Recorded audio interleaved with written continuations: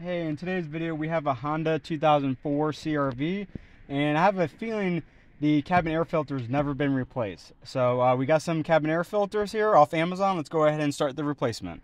So the first thing you want to do is make sure your vehicle's off. We're going to open up our glove boxes. Usually the filter for the cabins are usually behind the glove box here.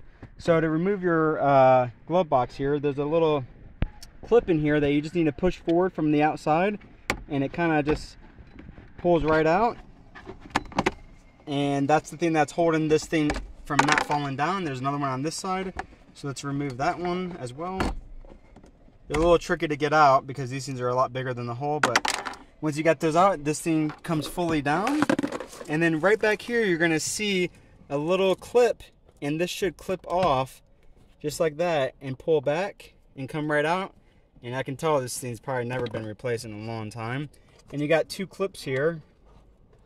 Oh, this looks gross. So you just slide these out.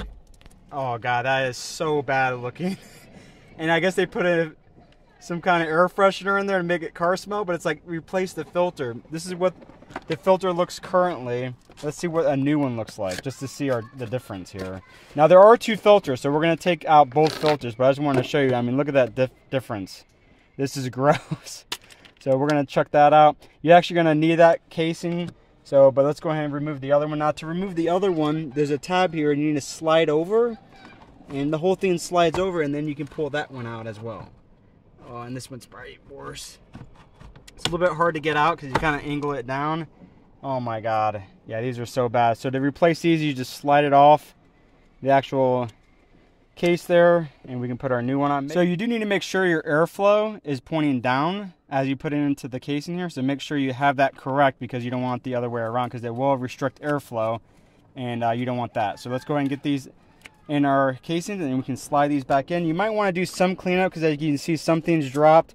I see some more debris in there, so we're going to actually go get a vacuum and clean some of this out before we put our new filters back in. We're going to go ahead and slide them back in just like we did before. Slide it in, and then slide this one kind of over, so then we can get our last one in, and let's wiggle it in there. All right, once you hear that click there, it's pretty good. Now don't forget, you got to get your cover back on, and you just snap that back into place. All right, we got that. Make sure that snaps into place and is nice and solid. Now we can go ahead and pull this back up, and those connectors that we took out, grab those, and we're gonna make sure you got to have this halfway closed to get them in right. So you just stick it right back in the hole. You hear that click, and now we got that side in, and then same thing on this side. Click it in, and there you go. All done. It's as easy as that.